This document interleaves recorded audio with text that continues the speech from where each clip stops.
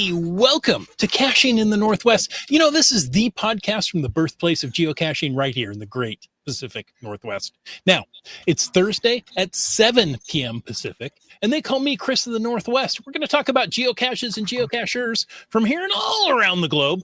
So while you're gearing up for your baseball team to break your heart again, we'll be caching in the Northwest. And tonight, we welcome back Marcy to the podcast. Marcy, it's so good to have you back. Thank you for having me. It's great to be back.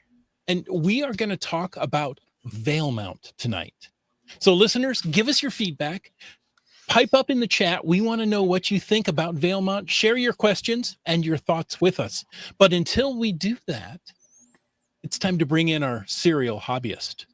He's been known to say that milk is good, but it could be butter. And the best way to enjoy the show is the same way we do, without pants. So welcome, Wits End. Yes, indeedy. That is our tradition here on the podcast. So yes, it is Thursday. Glad to be here.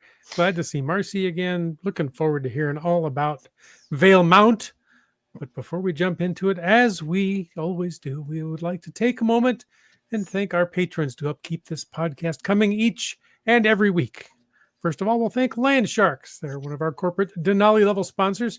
You can check out the fun guys at Land Sharks. That's with a Z.ca. There's a cute and fun trackable tag sets available to buy in store online. And don't forget, they're excited to host some wacko podcast hosts I've heard of. 12th of April, coming up fast. Log your will attend for GC Alpha Victor Zulu 4 Bravo today. You can wait till the podcast is over, but go log your will attend. We want to know how many people are coming to enjoy the party. We'd also like to thank Cachely. Cachely is the premier geocaching app for iOS. Version 8.1 with Cachely Pro features offline maps of the entire world. So you can navigate while offline. You can do Delorme stuff. You can do county stuff. You can finish those grids. You can do all the stuffs. And coming soon, CarPlay support. Find Cachely in the iOS App Store or go to cachely.com. And we also would like to thank. Welcome to Valemount. Valemount, where every season offers its own unique adventure. It's nestled in the mountains, surrounded by towering peaks, lush forest, and pristine rivers. While they provide endless opportunities for year-round exploration. So whether you seek outdoor thrills or peaceful retreat, Valemount awaits you, and you're going to hear a whole lot more about it tonight. So if anybody else out there would like to know more about supporting the show, head over to the CachingInW.com website and click the Patreon link, won't you please? Ah, yes. Man, our chat is already going. Aren't they? You know, it is opening day for baseball, so the game starts right now. So, you know, there's some people who don't know if they should watch Mariners or watch Caching in the Northwest, and Caching Kent says both will break your heart. So there you go. I can't argue with that. Never going to stop. No. I don't know what, probably watching baseball. But now it's time for the glow. What is a glow? Oh, Marcy, I like you so much. Thank you for that. The glow is the geocaching log of the week. So whether you read it or whether you wrote it, we want to hear about it because great logs simply make geocaching better. Now, you can send an email or a recording on that fancy smartphone of yours to feedback@cachinginw.com. You can call in again on that fancy smartphone. You see how it always comes back to the phone? You call in to 253-693-TFTC and show us just how you glow. Yes, indeedy. So this week's glow, let's see, what do we got this week? We've said it before, but I'll repeat it again. You know, a glow doesn't always have to be a find. This is a DNF log by Lazy Uncle, and it's on Kerfis Cache. That is, let me see, I actually have it ready to go if I can do two things at once. GC1 Quebec Alpha 8 Zulu. And let's see. Hey, thank you. The log reads, I set out for this one thinking it would be an easy hide in the middle of a freshly mowed park. Little did I know how hard it would actually be. Approaching the wetland, I climbed over the initial barrier, which is the out-of-season blackbriar thorns, and I eyed the wetland before me. Not too bad, I thought to myself. Sure, my hiking boots would get a little muddy, maybe even wet. I tripped. I dropped as I tripped. I dropped the legally required leash of my trusty sidekick Shadow. Shadow, by the way, is TB Alpha Zero Victor Whiskey X-ray, and when I went and looked it up, Shadow is the late Shadow. So condolences to that. It's been a while, but it's sometimes stuff. I'll put that in there too. So dropped the leash of my trusty sidekick Shadow as I caught myself. She stayed relatively close by as I wove my way between the branches and brambles. Dang, I cursed. It swamped my boots. I kept going, hopping over streams and ducking under branches. Soon I reached a wide-ish mud plain. Thinking nothing of it, I started walking across. Immediately, I was ankle deep in the heavy mud and sinking. Trying to climb out only made me sink in deeper. Mind racing, I looked around for my sidekick for help from shore, but she was nowhere to be seen. At this point, I was knee deep. I gave a yell of exasperation, took hold of a branch nearby, and, in a feat of strength, I pulled myself out of the mud. The branch broke, and I found myself kneeling on the smelly mud, legs distributing my weight. Crawling out, I made it to the safe area. Immediately, I started calling for Shadow. This was fruitless, however, because she had barked a nope and bolted out of the wetland. At this point, I decided she did the right idea, and I did the same myself. I found her a quarter mile away outside a fast food restaurant. Smart dog. I will be back. Based on the difficulty terrain, this cache must be easier to access in the dry season. He says, thank you to Picurfus for the cache. That was from 2023 was when that was logged. And, I thought it was a fantastic story. Yeah, DNF can still make a wonderful story. That's right. Hey, it's time to inflate your floaties or take a ferry if you don't want to swim, because Saturday, April 12th, that's 2025, folks, if you're listening to this much later, Land Sharks and Caching in the Northwest have a community celebration event. And the GC code for that is Alpha Zulu or Alpha Victor Zulu 4 Beta or Bravo. That's it. I'll get my alphabets down one day. Are you sure? No. Land Sharks are thrilled to welcome Chris, Jim, and Jay of the Caching in the Northwest podcast back to the Shark Store for a live in-person broadcast. Join us April 12th from 2 to 4 for an exciting afternoon of geocaching camaraderie where you can mingle with the hosts, swap trackables, enjoy snacks and beverages. Whether you're a longtime listener or brand new to the show, this is a rare chance to see a live recording, chat about all things caching, and connect with fellow geocachers from near and far. Again, that's 2 to 4 p.m. Saturday, April 12th. Oh, there we go. There's the proper one there. Thank you very much. And I often don't get enough camaraderie, so that's what I'm looking forward to. You know, I don't know the last time I camaradered. It's on a daily basis for me. Oh, wow. We got to go to Valemount. That's all. You do. Come and hang out for a while. You're not want to go home. If you want to ask Marcy a question, use the hashtag Valemount in the chat, and that will be easier for us to find. And of course, you can use the hashtag FATAS to bring up a topic in the after show. Now, Marcy, we're almost there. We've got just one more bit of news that we want to share. That one Big Blue Switch Day is coming with not just one, but 2 souvenirs. That's right. Celebrate 25 years of geocaching. There are 2 souvenirs to earn for, they call it Blue Switch Day, but I like to call it Big Blue Switch Day because that's how I remembered it. So to get the Blue Switch Day 2025 Finder icon or souvenir, you have to earn that souvenir. Geocachers must log 1 geocache attend an event or complete 1 Adventure Lab location between May 2nd and May 4th. May 4th. That seems to ring a bell. Yeah. Live long and prosper. Oh no, That's it. yeah, that's different. That's the wrong one. Yeah, we did some. I think Limax did some research, and other people probably too. And there was a time or have been times, I should say, when it was big Blue Switch Day. Yeah. We found the souvenirs to prove it. Oh yeah. So, well, if getting one souvenir for Blue Switch Day 2025 Finder was not enough for you, and some of you I know, I'm looking at you. You know who you are. Me? You can also get the Blue Switch Day 2025 Hider. To earn that souvenir, you have to have a non-event geocache published between May 1st and 31st of 2025. Little bigger window. That's very generous. Yes. Any non-event geocache, excluding Adventure Labs, count as long as it's published. So you could even hide it now. Just don't publish it yet. Oh, Start the homework now. Don't be out the night before cramming to figure out where you're going to hide your geocache, right? on May 30th. That's how I got through high school. I know, but That's how I got through life. so remember that review times may vary. Not all reviewers are as skookum as others. A geocaching community volunteer will typically begin the review of your geocache within 7 days.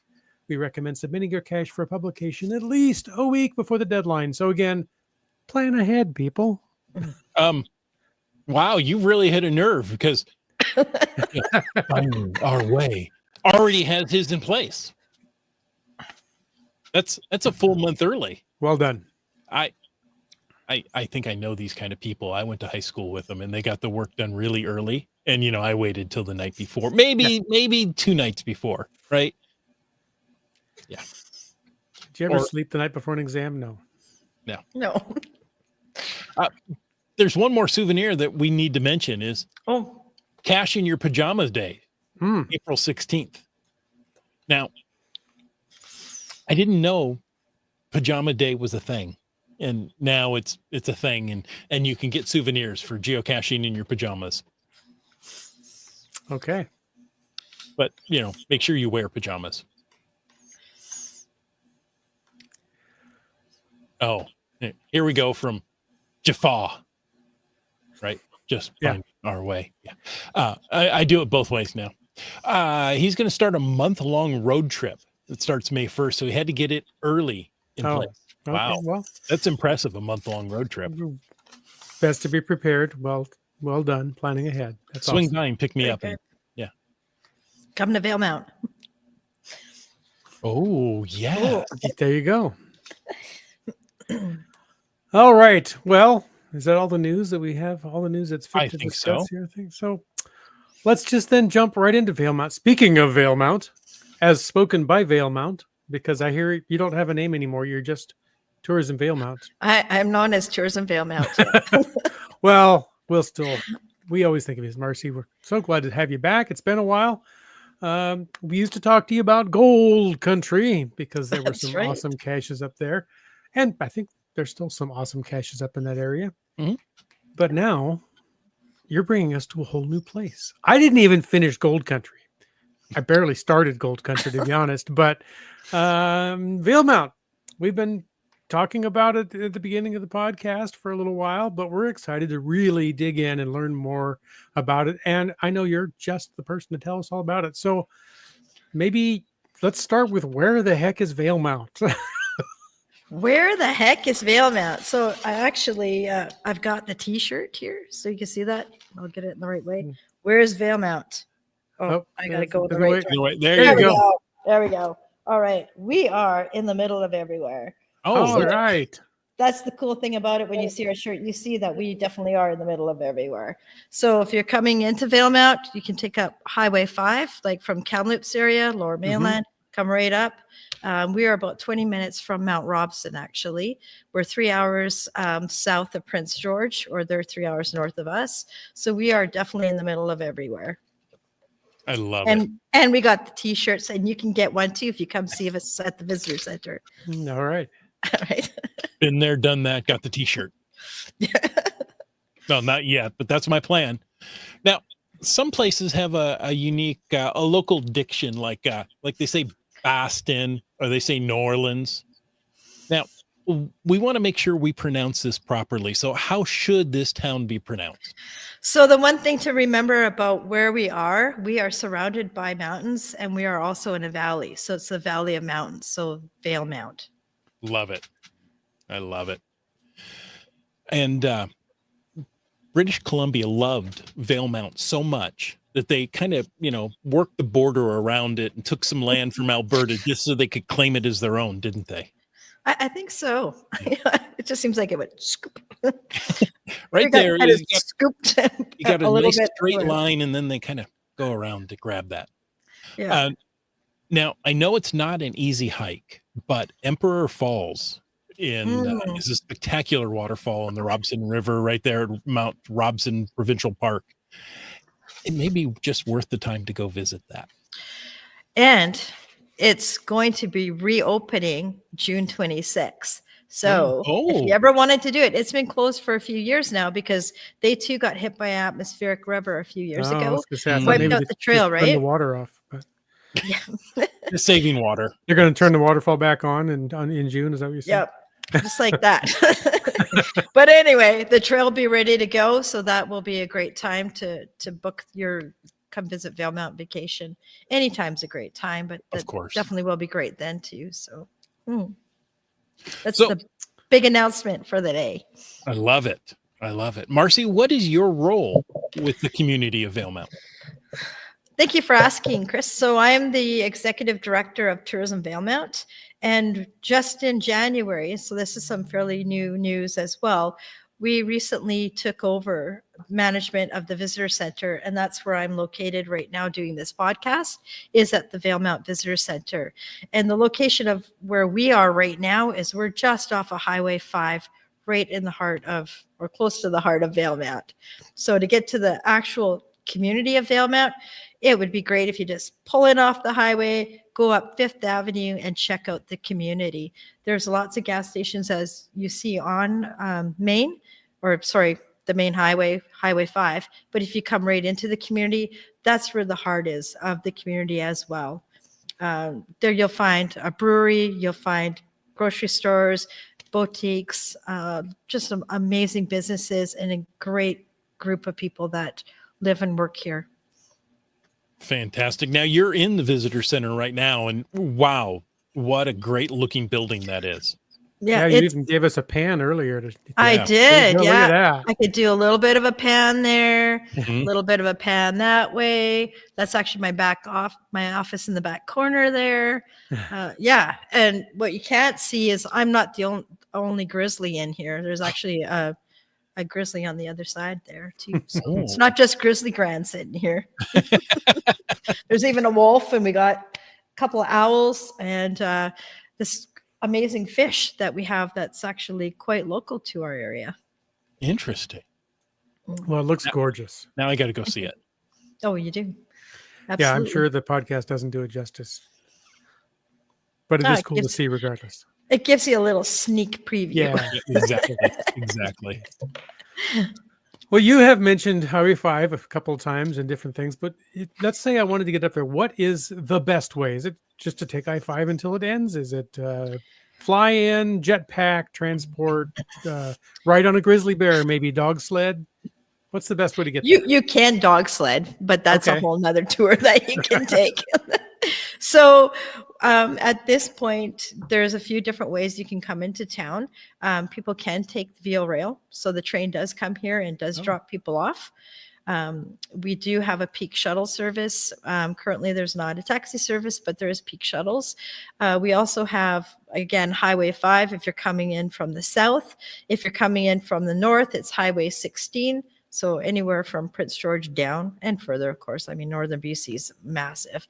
And if you're coming in from the Alberta side, you're going to take Highway 16 and come right into the community. So train, plane, or automobile.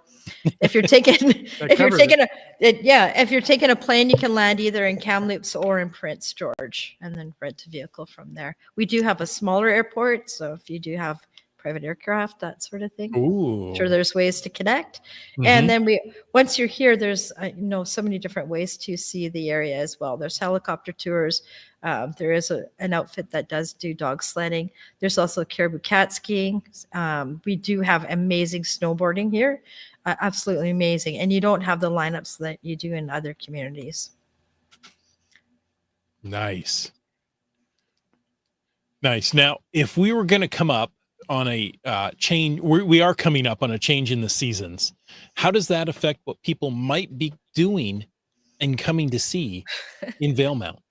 So I'm kind of chuckling because today we've had every season in one day. Yeah. It was a tiny bit sunny, I think, for a blink there, and then it was raining, and then it was snowing snowballs from the sky. They're big fluffy flakes. And then it was hailing, and then it was back to rain. So on a day like this, there's actually so much that you can do in the transition of seasons. So we're still a bit into that sledding, just about the end of sledding season. So people coming in with their snowmobiles, heading up into like the Allen Creek area and that sort of thing in the higher peaks. And lower down, we're down to grass again. I mean, just last weekend it snowed pretty heavy and we had a lot of snow, but right now we're down to grass. So it's a great time to start hiking and doing those kind of things. And as it gets drier, then it'll be into mountain biking season as well. And we also have a great arts and cultural area too. So those that like to just come and hang out, we do have an art walk in town too. Oh, nice. Mm-hmm. Nice. Yeah. Now, what else is there to do? Since we're coming up on spring, what are some of the fun things to do? We got the art walk. So one of the other things that's happening too, we do have a number of events that are coming up that we'll get into as well. But some of the other things that you can do when you come into the community is that opening up in a couple months will be our golf course. So the Valemount Pines Golf Course, incredibly scenic. You see not only the Rocky Mountains, but you also see the Caribou Mountain Range from there too. So that's a great place to come and check out for those who enjoy golf. It is a 9-hole and it does have an 18-hole option as well. So you basically do it twice, but there's different areas to go. I've done it a couple times. It's pretty fun. And you've got a great view of one of the rivers there too. Other things to do, we're just in such an amazing location with being just 20 minutes from Mount Robson. And we've got some incredible waterfalls to see. Yes, you'll be able to see Emperor Falls again, which will be amazing. I haven't even been out there yet because it's been closed that long. But anyway, there's also Overlander Falls, and then there's also Rearguard Falls.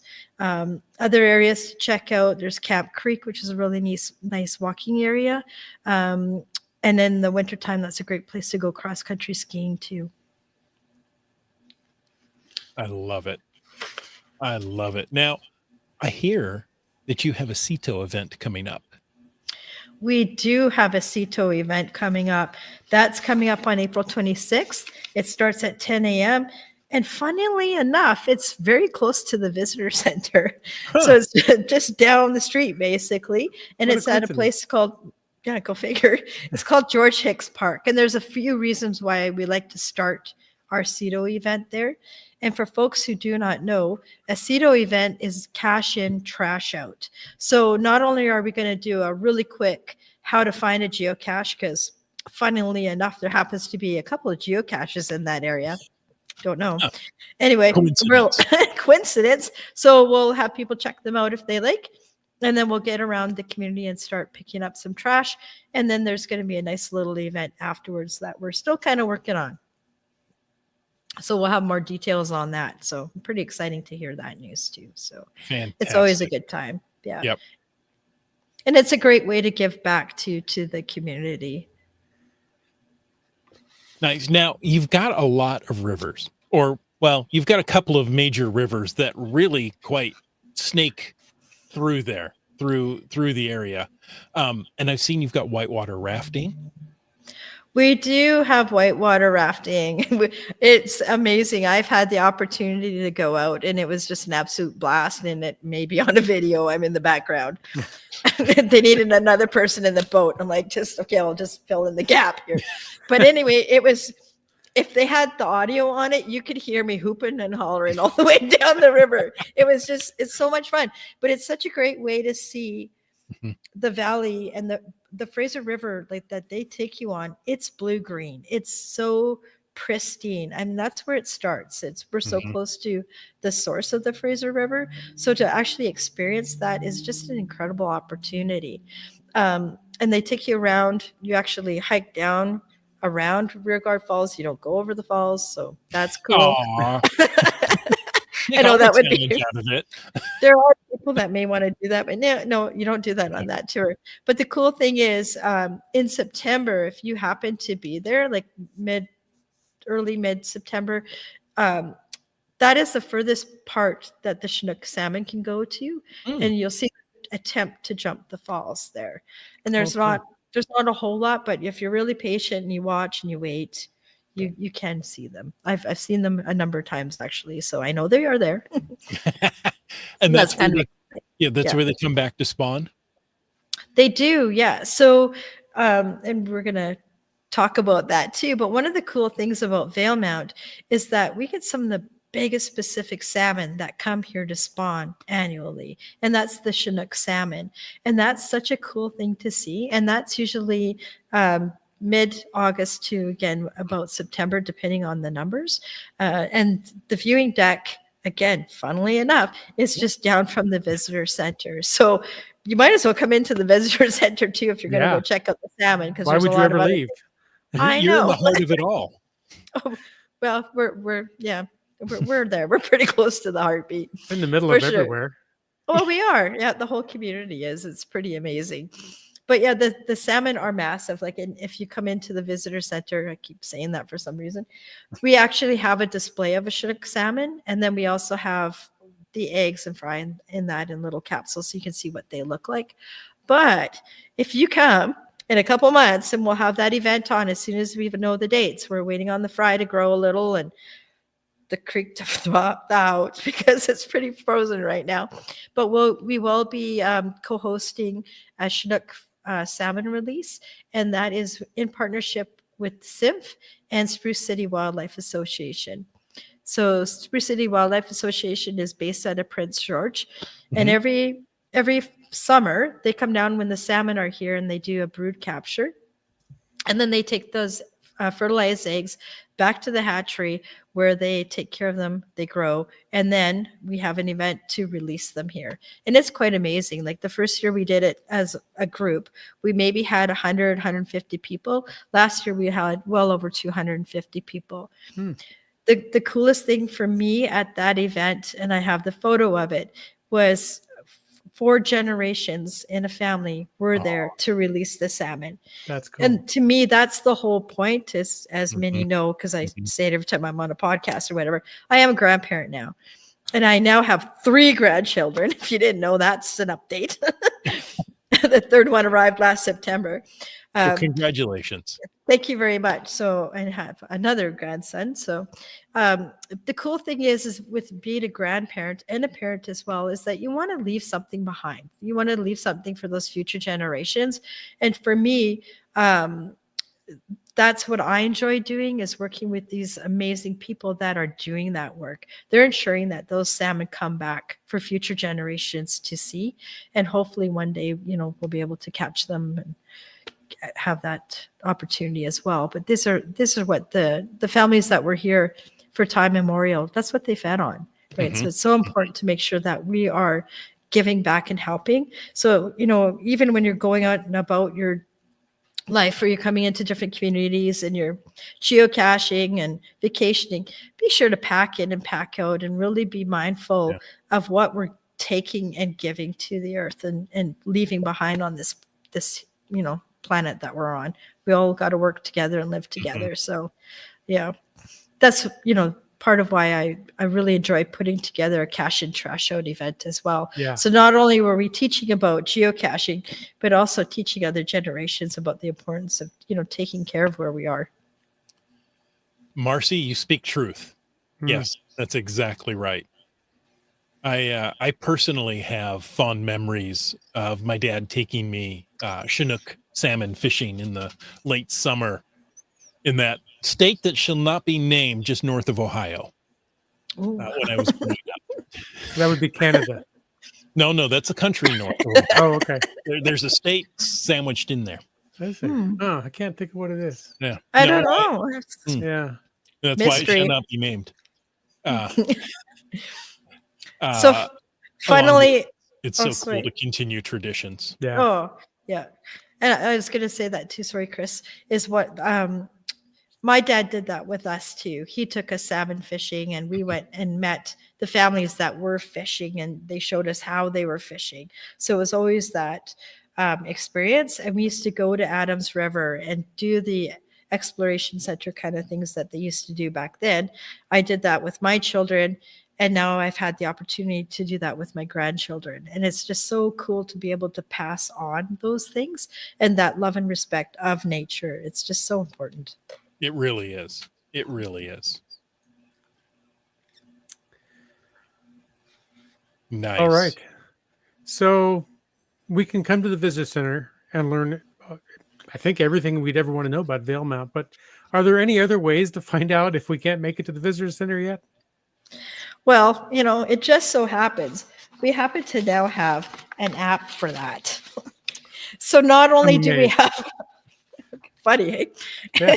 So not only do we have our website at visitvalemount.ca, we also have our printed guidebooks that you can pick up, in visitor centers all around BC and into Alberta. And I keep going the wrong way with the camera. There we go.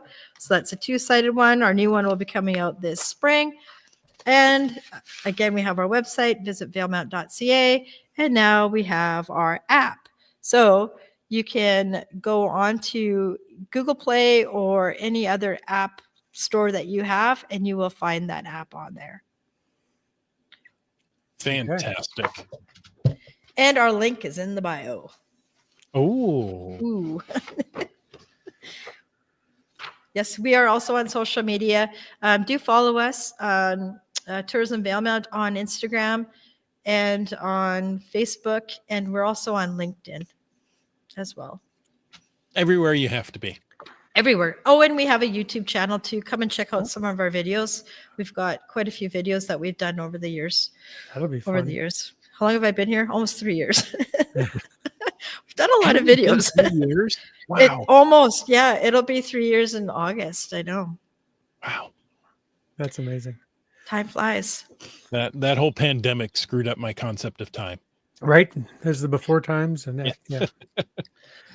So you've mentioned so many things to do, and you did mention a CETO event, but is there any other caching up there? Because I don't know if you noticed, there's a few people in the chat that like to geocache. Really? Yeah, so I'm laughing because every time, because I have a bunch of friends that are on my Facebook that are geocachers, because I met them along the way here, there, and everywhere. They'll be like, and why are you up that mountain? And what are you doing on that trail? And we know you're up to something. I'm like, am I? Maybe, we'll see. But currently, there are geocaches all over the region and all over the community as well.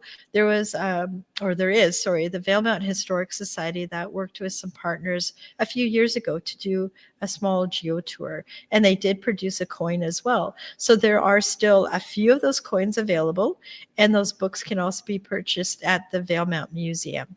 I'm hoping in time that we'll have some of them here too, and looking at doing a revision of that as well, because it'd be really cool to update that and bring in a lot more geocaches into the area and you geocachers. There's a lot of cool things to see around the area. We've got some really cool hides that people have done. Some of them are so unique and they're just a lot of fun to go out and find. I give you a little bit of a challenge. Nice.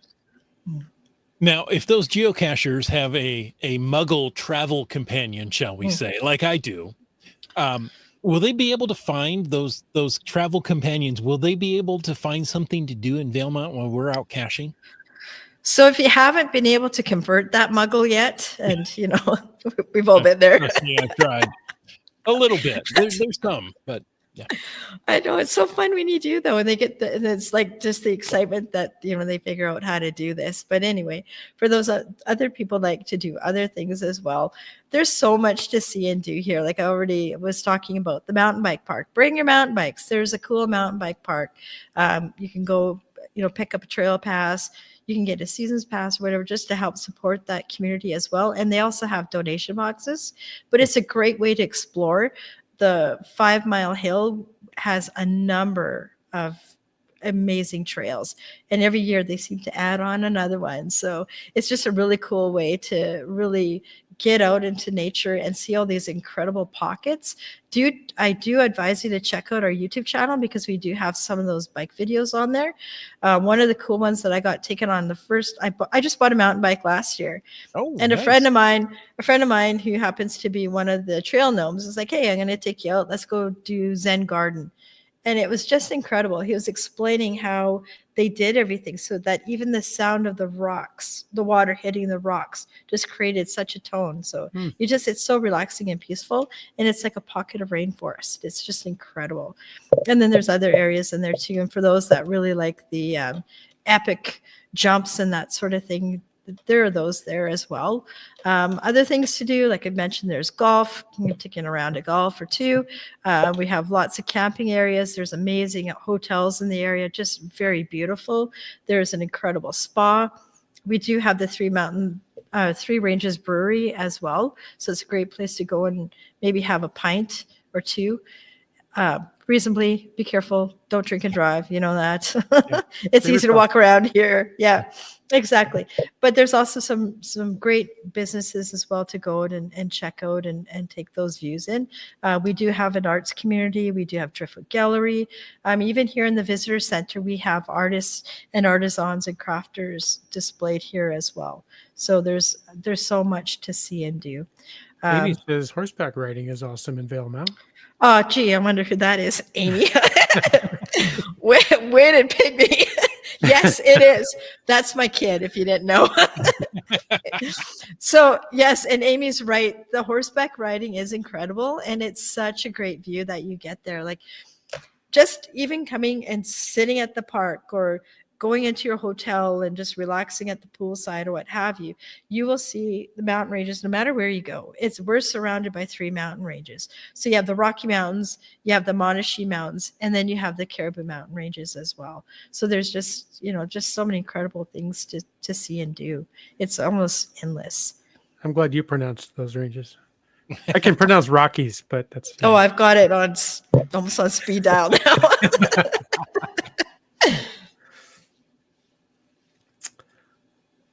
All right, what else we got going up there? I hear there's maybe even a farmer's market sometimes. Oh, yes. Thank you for that jogging memory there. Yeah, we have an incredible farmer's market that's on from May to October, depending on the weather, that sort of thing. But it's Thursdays, and it's from 4 p.m. to 7 p.m.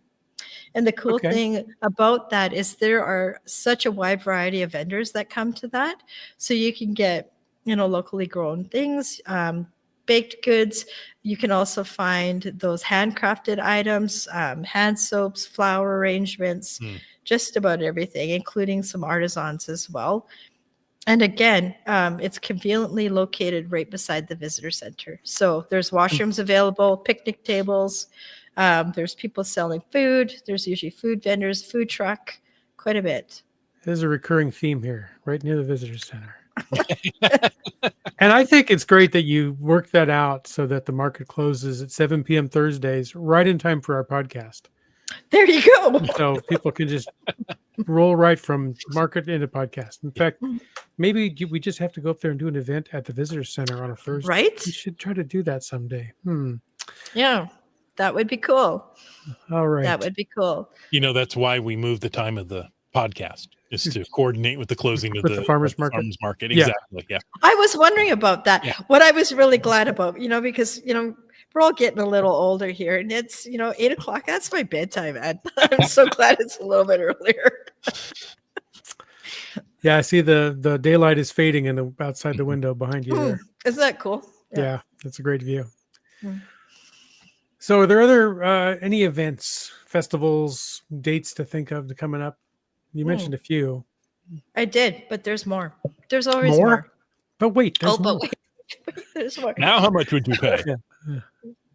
So for those that want to come up in about the second weekend of June, I know your kids are still in school, that sort of thing, but think of it as homeschooling event or something like that. Come up to Vail Mountain Days. So there's usually baseball games going on. We have an incredible parade, and there's bouncy castles, usually about 4 or 5 of them, and those are free. It's incredible what this community does and how they all pull together, and they get sponsorships, they get grants and that sort of thing. And they really work hard, like all these special groups that are here. But that's a really great time, and it's a lot of fun. There's a bit of a classic car show. So if you have a classic car and you're interested in participating in that, just reach out to me on my email at marketing@visitvalemount.ca. There's a few other events that come up as well. If you keep in touch with ridevalemount.ca, they do bike festivals, usually twice a year. Yeah, so that's a lot of fun. And those book out so fast. So if you're interested in that, do get in touch with them and follow along with what they're doing as well. So that's a cool event too. We may have another thing coming up in September. We'll just keep you posted on that. And some of the other things that you can do, we now have a Rocky Mountain Speedway. They just reopened last year, and that is so much fun to go and check that out. So there are car races as well. Oh. And to find out about more events, you can go on to our visitvalemount.ca and onto our events calendar. We're getting that updated as we hear about more events. So I went and looked at that today, and that was really fun. Yeah, that Rocky Mountain Speedway is a dirt track. It looks like so much fun. It just opened last year, or reopened after so many years, right? That's correct. Yeah. And just recently, so we had Winterfest, and we have Winterfest annually, and that's usually the family day long weekend. And Rocky Mountain Speedway also had sled racing that weekend. Oh, fun. Ooh, yeah. Yeah. I was the leader of the back in the women's division. I actually was racing. I got kind of talked into it. Yeah. They're like, "Boy, are you going to race?" I'm like, "I don't have a sled. We'll lend you one."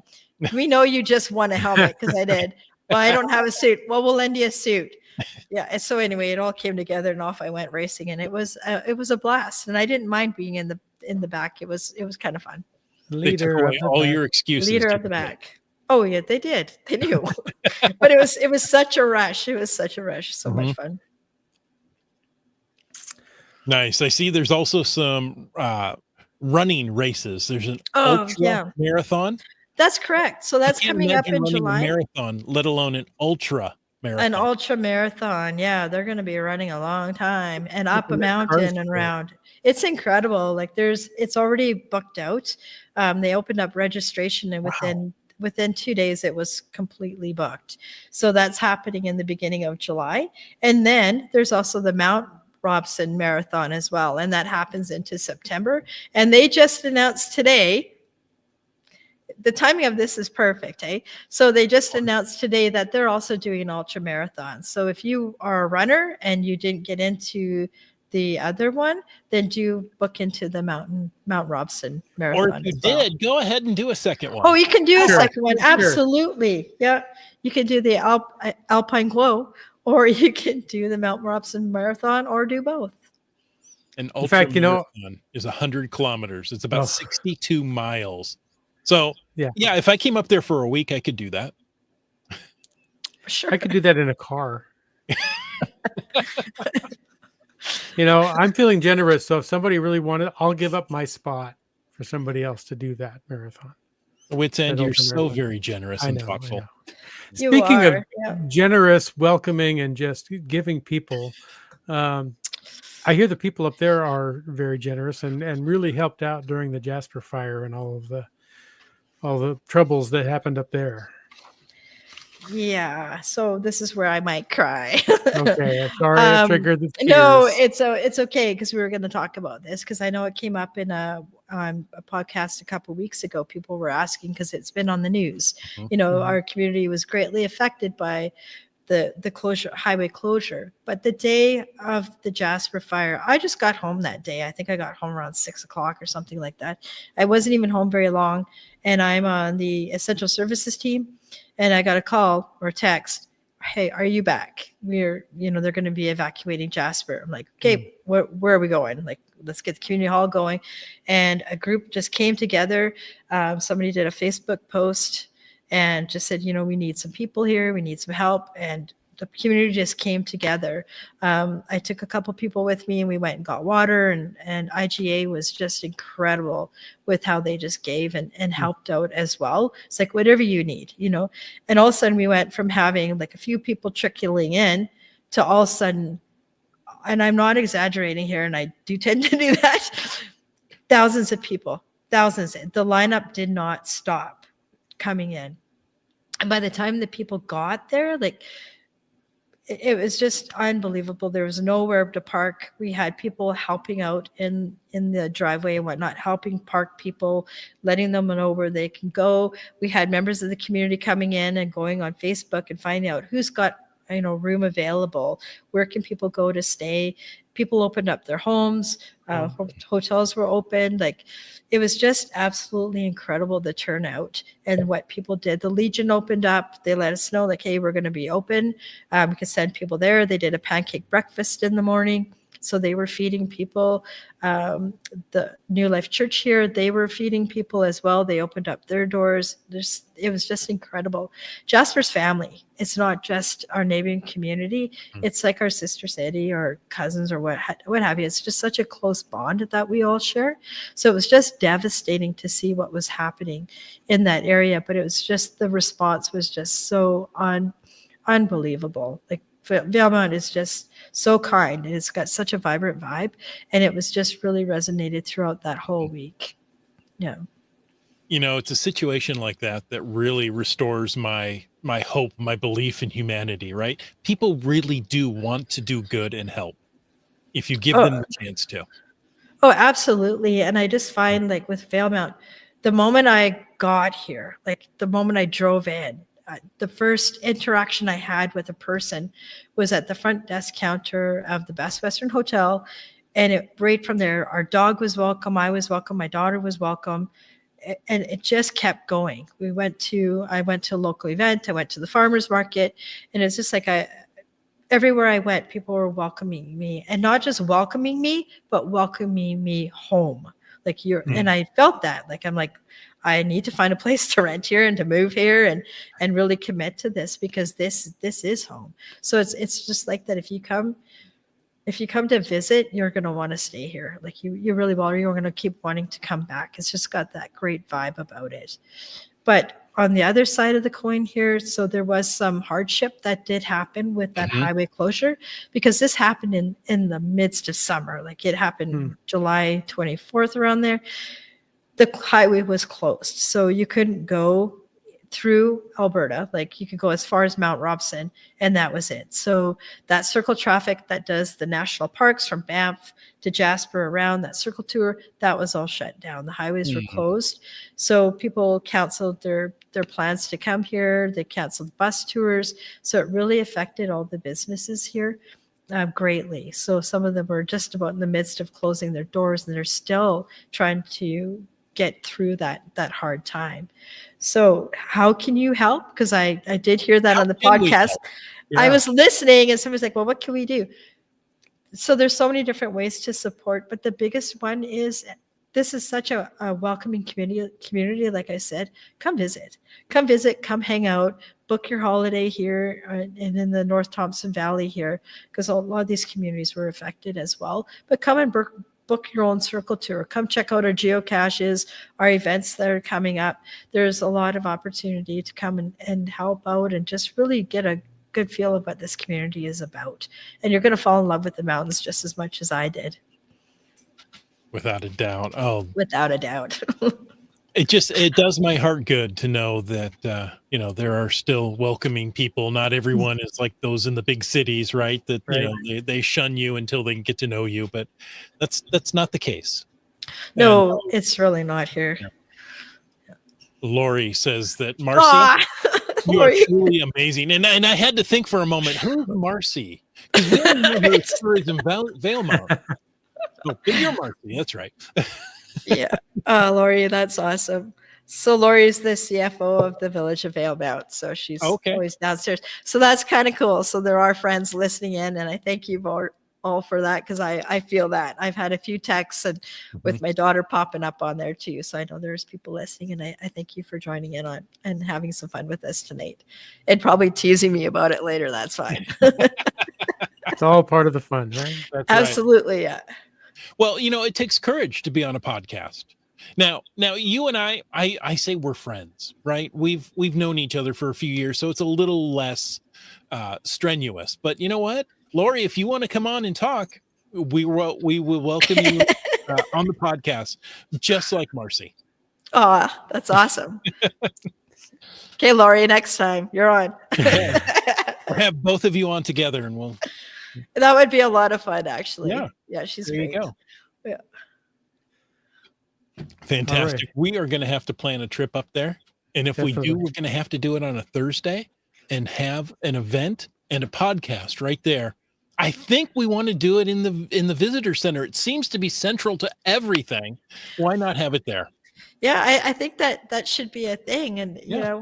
you got to stay tuned, because we're going to have an announcement at some point, which I'm not Oh. allowed to say anything just yet, but we've got some really exciting news. So there's going to be some cool things happening at the visitor center. And yeah, it'll make a big difference. So When you can publicly announce it, you'll have to come back and we'll help you promote that. absolutely. You've already done a great job promoting the beautiful valley. Yeah. More comments there. So Yeah, that's another friend. Thanks, buddy. okay, you go, Marcy. See what I mean? Yeah, these are the people. These are the You people are well loved. Yeah, thanks. But these are the people that live, work, and recreate here. And I just can't explain it enough, but you're seeing it. You're seeing it live, like with people popping up. That's what it's like here. The moment I got here, it's like that. And I feel like it's like that for so many who come here. Yeah, just that awesome support from everyone. Well, folks, you need to go experience Valemount. It's not just going there to visit. You have to experience it. Oh, exactly. Yeah. And we don't have time to really dig into it, but you mentioned each season, and there's attractions and things to do there all year round, right? There is, and honestly, some days I feel like, or there's years that I've said it before. We have 52 seasons. Like it's just like I heard about it the same week. What was the other one? Oh, I'm gonna have to ask Mayor Owen about it. It was something about the mud season, but he had a term for it, and I'm like, I got to remember that, and I totally haven't. But sprinter, we hear about that all the time. Today was definitely sprintering all day today, and then it does get to the mud season. I had somebody check my tires recently, and they're like, your tires are just so full and caked of mud. Yeah. Yeah, I fixed that today. I actually went and washed my vehicle. So yeah, that was fun. So well, we managed to survive the winter storm of the century last night. Yes, I think it blew a deck chair over. But they were predicting chances of tornado and hail up to 2 inches, and like, wow, we better bunker down. And no, it rained and there was a little thunder. That was it. The remnants came over here today. Oh, did they? Yeah, a little rain. Not bad. Yeah, I've been through some of those like real storms like that atmospheric river that hit Merritt, and that was actually, we were having a geocaching event, the film festival that was in Kamloops, and that's the first time we could all get together because of COVID. And Land Monkey was there, and he was basically chasing that thing, or it was chasing him as he was trying to get back to the coast. Yeah, that was a heck of a story. Yeah. And I saw that. We just left the theater, and I looked up in the sky because we were in Kamloops, and I just saw how dark and gloomy it was, and it was just these weird cell clouds. I'm like, I'm going home. Like, I'm not sticking around. I'm not going shopping. I'm going home. I called a friend who lives in Merritt, like, how's it going? He's like, oh yeah, it's just raining. And then by 5 a.m. they're being evacuated. It was just crazy. Yeah. And that's what happened here with Berg Lake. They had an atmospheric river too. So yeah. When you're out exploring, that's one thing we got to talk about. When you're coming to these communities and you're in the mountains, you got to be prepared for the weather, because it can change, right? It can change on a dime. And you have to be prepared for the worst. Mhm. We tell people that all the time. Even if you're going to go hiking for just an hour on a trail, you know what? Take all your equipment with you. Make sure you have the 10 essentials and have all that with you, because you never know what's going to happen. Yeah. Yeah. So I'll just share a quick little story. Please. This is something that just happened. So I went sled racing, right? And, everybody's worried. I had As this one really, does. I kind of stressed my daughter out a little bit. It's like, slow down. I'm like, I was going slow. But anyway, I survived that. It was so much fun. We had a great time. The next morning, I may have had a little nap because I was a little tired. And it was such a blue sky, sunny day. And we had beautiful snow. And I heard it was going to be plus 10. I'm like, you know what? I'm going to go out cross country skiing. And we have some beautiful groomed trails in the area. So off I went to go cross country skiing. Well, I was going down just a little bit of a turn and I slipped and I got off the track and I fell and I heard I didn't hear my knee, but my knee went in a way it shouldn't. And there I am. And I'm close to my car. And I have my phone and I'm like, now what do I do? Like, thankfully I had cell service, but I could get up and walk out. But it was one of those reminders again, you got to be prepared for those types of things, right? Right. So, yeah. What if you had fallen a little differently and you couldn't get back to your car quickly?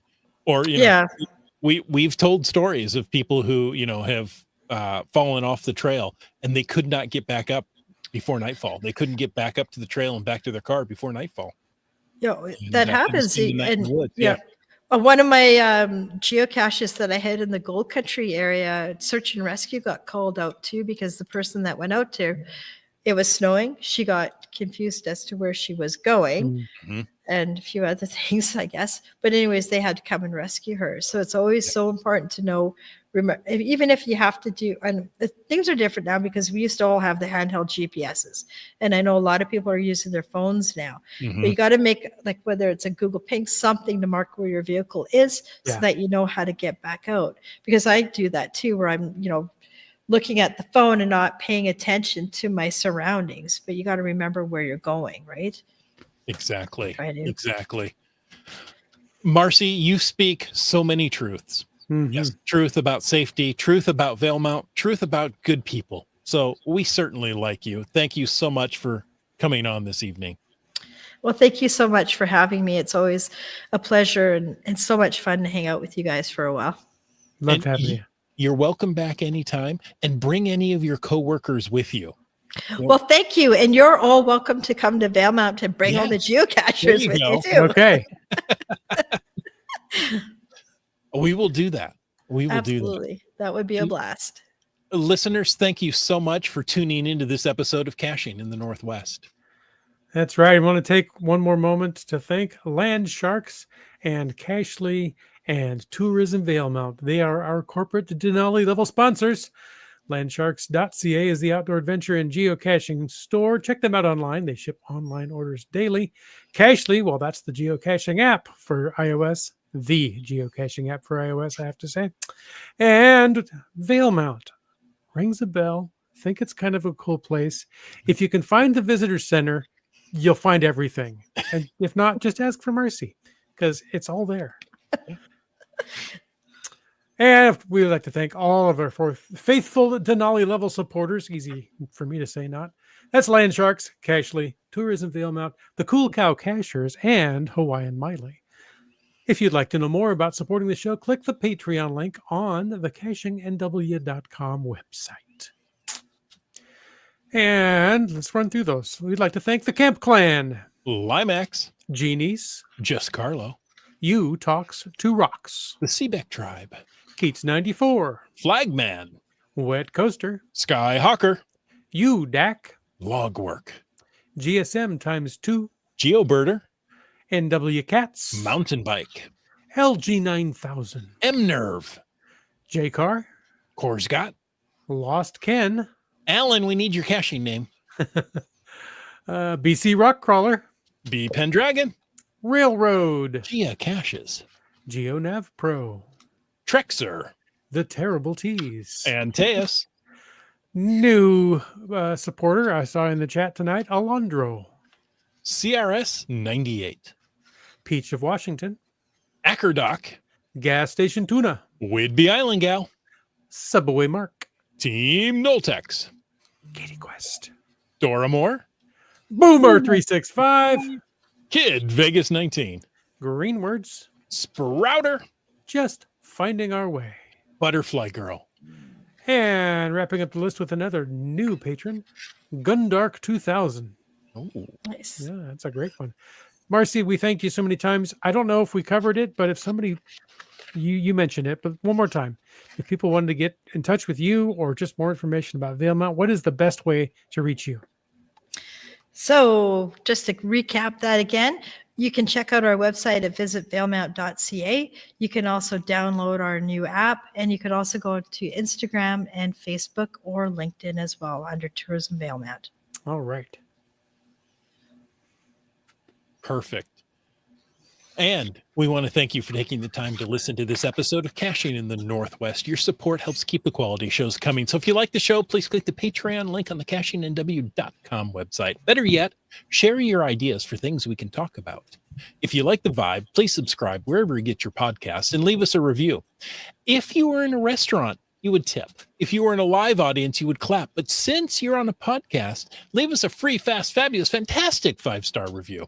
Of course, you can always call into 253-693-TFTC and ask us a comment. No, leave us a comment, ask us a question, or join us in the visitor center any time of the day or night. And of course, you can email us at feedback@cachingnw.com. Marcy, I do that just to prove that it's not recorded, right? We do this Right, live. we have to. Show. We have Yes, to. exactly. We have to show we're human. We're not. Yeah. It's not Chat GPT or AI. Join us every Thursday night at 7 p.m. Pacific, right when the farmers market closed, for a live show and chat. This show is produced by Chris Umfenauer, Jim Paulwitz, Jay Kennedy, and Brian Lang. It's licensed under the Creative Commons Attribution 3.0 license, copyright 2025 by Chris Umfenauer. And folks, I ask you to stay tuned for the after show. I've got to get that turned up. This wasn't technically the after show, but we were talking earlier about, words are hard. What Coach is right. We were talking earlier about cramming the night before, and new patron Alondra said, I always did the project the first night and then goofed off the rest of the month. Oh, nice. Nicely done. You didn't have to stress out about it.